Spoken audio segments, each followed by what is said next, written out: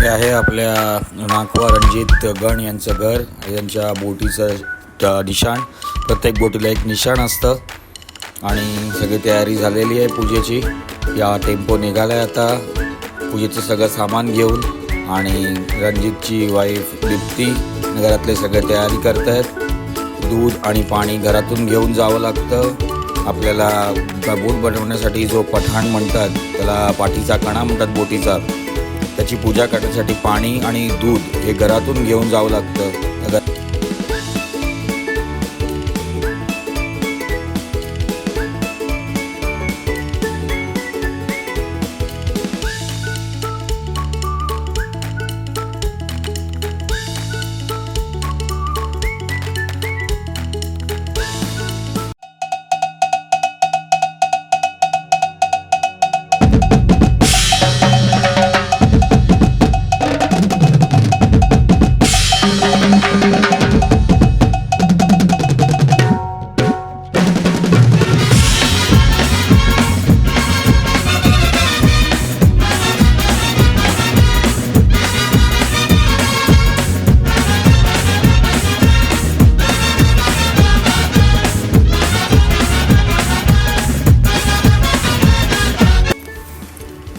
तुम्हाला थोडीशी माहिती सांगतो की आज आपण इथे सगळे जमलो आहोत ती रणजित यांच्या बोटीची बोट बांधण्यासाठी जी त्या पूजा करावी लागते, त्याला पठाणाची पूजा असं म्हणतात.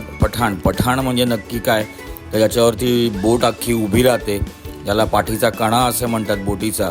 त्याची सर्वप्रथम रीतिरिवाजाप्रमाणे पूजा केली जाते. त्याला पूर्ण पूजा केल्यानंतर मग ती बोट बांधायला घेतली जाते. त्यासाठी लागणारी पुढे सर्व तयारी आपण बघणारच आहोत. त्यासाठी जाताना सर्व मंदिरामध्ये देवाला साकडं घालून आपण पुढे जाणार आहोत आणि जिथे आपली बोटीची कणा जिथे पाठीचा कणा ज्याला म्हणतात पठाण जिथे ठेवला आहे, ज्या कंपनीमध्ये आपली बोट बनणार आहे तिथपर्यंत आपण जाऊन पूजा करणार आहोत.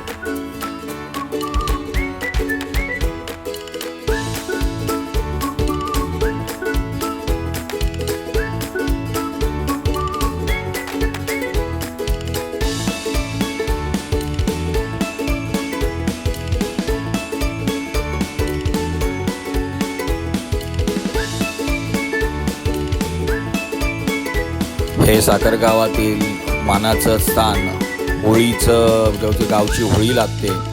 होळी समाजामध्ये या जागेला खूप महत्त्व असतं. घरात कोणतंही कार्य असो, लग्न असो किंवा घरात आपण बोट बांधायला घेतली तर सर्वप्रथम या ठिकाणी मान देऊन किंवा पाया पडून देवाला साकडं घालूनच पुढचं कार्य सुरू करतात.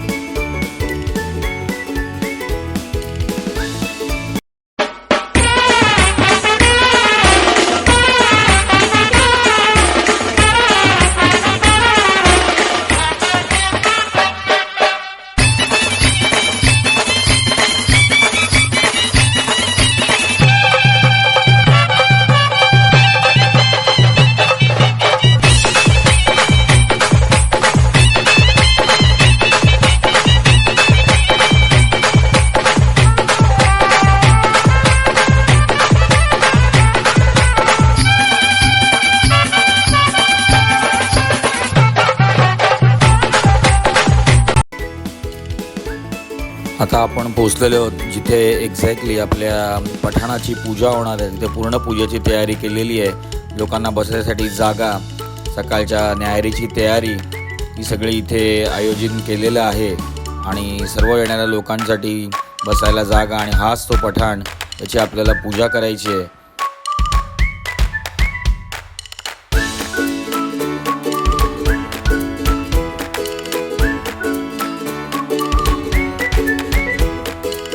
सर्वप्रथम सर्व थोर मोठ्या माणसांच्या पाया पडून त्यांचे आशीर्वाद घेऊन शुभ कार्याला सुरुवात करायची प्रथा असते. त्याप्रमाणे सर्वांचे आशीर्वाद घेऊन मगच पूजेला बसणार आहेत आणि पुढे आपली पूजा सुरू होईल.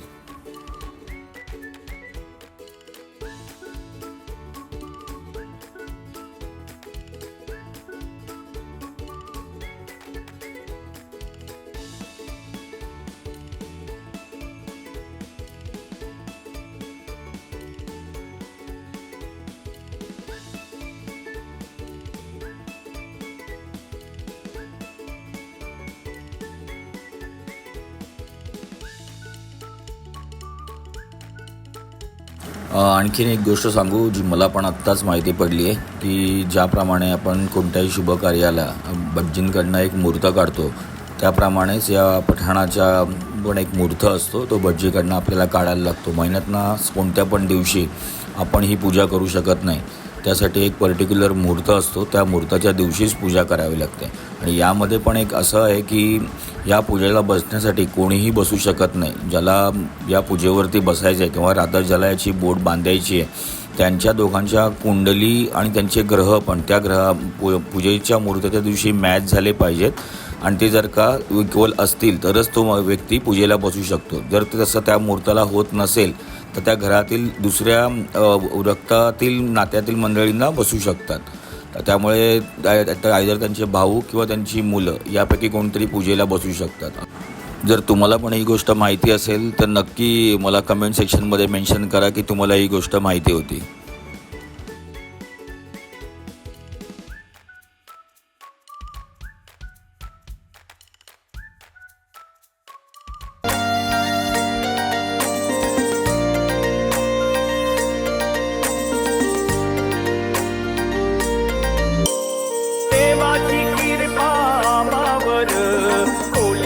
पोचतोय समिंदर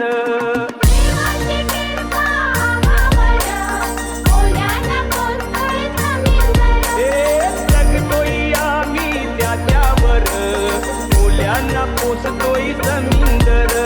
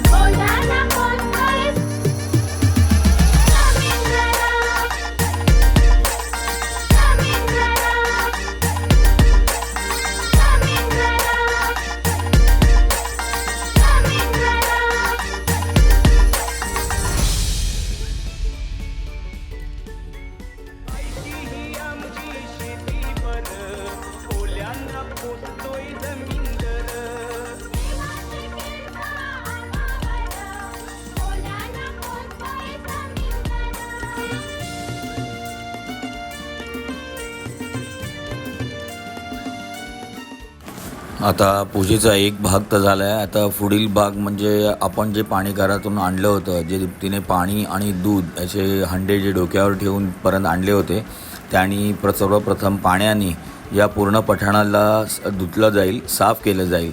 यानंतर दुधाने त्याला पूर्ण आंघोळ घातली जाईल, शुद्ध केलं जाईल. यानंतरच कुठच्याही पण पुढची पूजा आपल्याला करायची आहे. यापुढे याच्यानंतर याच पठाणाला आपण हळदीने पूर्ण लावून, हळद लावून, आपल्या कोळी लोकांमध्ये हळदीला फार महत्त्व असतं. आणि ही हळद लावण्याची पण एक पद्धत आहे की जेवढ्या महिला आहेत तेवढ्या सगळ्या बोटीच्या पाठच्या भागापासून पुढच्या भागाकडे जशी बोट आपली जाते त्याप्रमाणे हळद लावत येणार आहे. पूर्ण पठाणाला आता हळद लावण्यात येईल.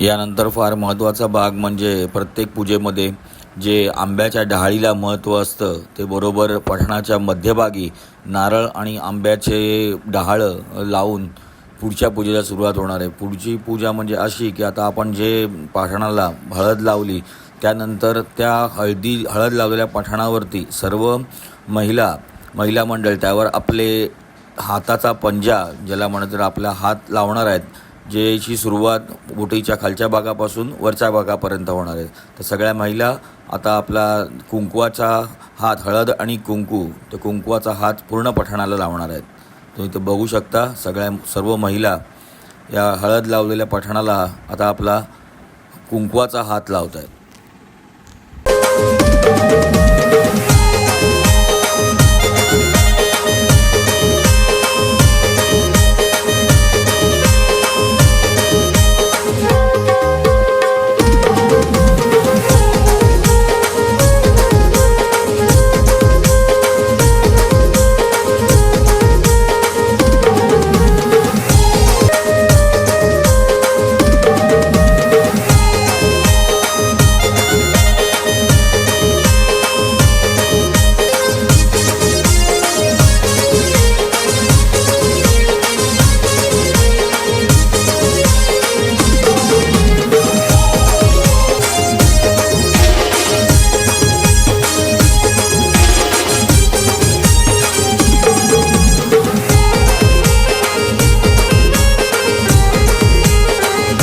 ही कुंकू लावण्याची पण एक पद्धत आहे. तुमचा उजवा हात वरच्या बाजूनी आणि नंतर आपले दोन्ही हात पठाणाच्या दोन्ही बाजूला लावून पुढे जायचं आहे. तर पहिला हात उजवा आपल्या मध्यभागी आणि मग आपले दोन्ही हात पठाणाच्या दोन्ही बाजूनी लावायचे. कोणत्याही पूजेला फार महत्त्व असतं ते हळद, कुंकू आणि फुलांचं. आता हळद आणि कुंकू त्या पठाणाला पूर्ण आपलं वाहून झालेलं आहे. तर आता त्याला फुलांचा हार आपण रंजीत घालतो आहे आणि पुढे त्याला फुलांनी सजवायचं आहे.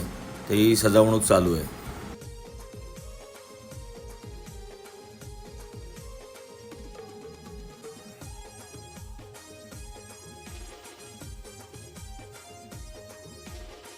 यानंतर येतो तो फार महत्त्वाचा टप्पा म्हणजे आपले मेस्त्री जी बोट बांधणार आहेत त्यांचं सर्वप्रथम आपण पूजा करून त्यांना निवेदन करणार आहोत की आमची बोट नीट बांधा. मानाचा नारळ त्यांना देणार आहोत आणि आम्हाला विनंती करणार आहोत आपल्या बोटीची नीट तयारी करावी.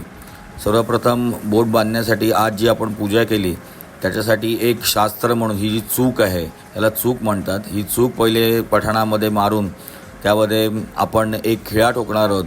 जो खिळा पंचधातूंपासून बनवलेला असतो की तो खिळा टोकून आपण असं म्हणू शकतो की आज मुहूर्ताच्या दिवशी माझ्या बोटीची बांधण्याची तयारी ही सुरू झालेली आहे आणि आज मुहूर्ताच्या दिवशी बोट बांधायला घेतलेली आहे. म्हणून आपले मेस्त्री ही सर्वप्रथम चूक ज्याला म्हणतात एक लाकडाचा ठोकळा असतो त्याला त्या पठाणामध्ये लावतात आणि मग त्याच्यावरती हा पंचधातूचा खिळा ठोकला जाईल. आधी हाच पठाण लाकडाचा असायचा, पण आता फायबरच्या बोटी झाल्यामुळे हा पठाण लोखंडाचा असल्यामुळे त्यावरती खिळा ठोकणं पॉसिबल नाही, म्हणून त्यासाठी छोटासा होल करून त्यामध्ये लाकडाची चूक भरतात आणि त्यावरती हा पंचधातूचा खिळा ठोकतात आणि ही पूजा आपली संपन्न झाली असं आपल्याला इथे म्हणता येईल.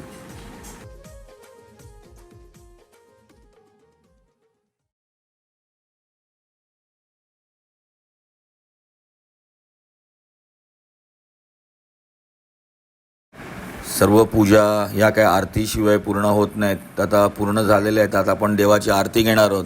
छोट्याशा 2 आरत्या घेऊन ही पूजा संपन्न होईल.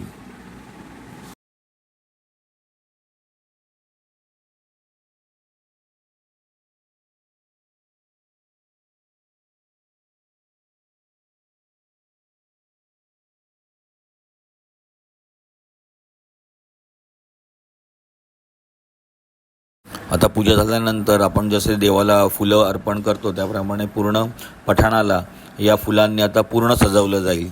त्यामुळे त्याची पूर्ण लुकच बदलून जाईल.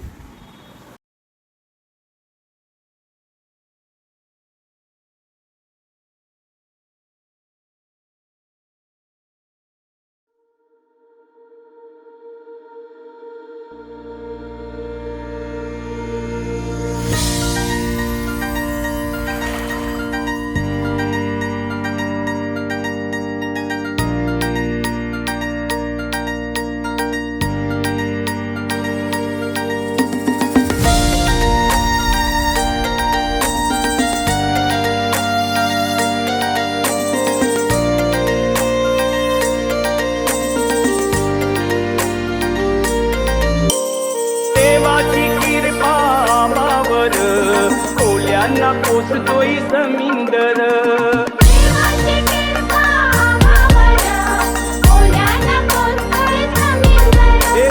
जगतोय आम्ही त्याच्यावर खोल्यांना पोसतोय जमीनदर